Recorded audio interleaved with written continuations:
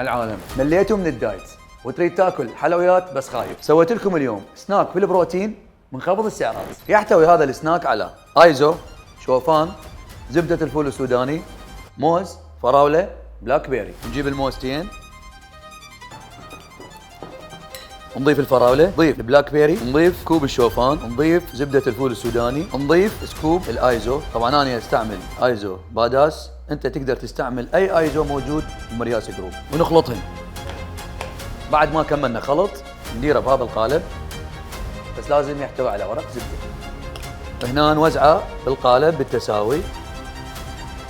حاليا كملت، خليها بالاوفن درجة حرارة 180 لمدة 40 دقيقة.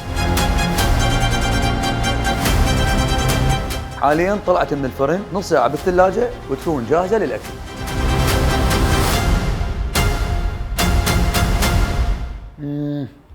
على العالم.